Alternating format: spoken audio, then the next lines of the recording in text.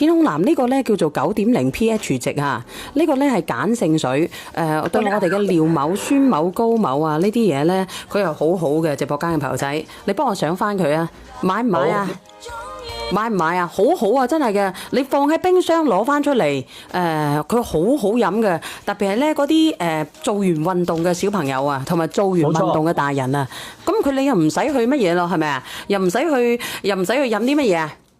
又唔使飲可樂，又唔使飲料，又唔使飲可樂。小朋友飲起嚟佢又好飲。咁點解我唔去試下我哋呢一個東西呢？而且我哋嗰啲腸胃比較差嗰啲人都係適合飲呢個，因為佢啲鹼性係比較低嘅，因為佢普通嘅。佢係9.0啊，20歲以下可以飲啊，梗係可以啦。你7、8歲、5、6歲啊，佢中意飲佢都可以飲啦。你飲可樂可唔可以啊？係咪啊？咁你飲呢個係咪可以好過飲可樂啊？呢個東西係啱唔啱先？有啲人唔中意，即係比如好似想飲鹼性嘅，但係想飲鹼性但係又唔中意小蘇打嘅，你可以選擇呢一個，因為小蘇打咧佢會比較多氣啊。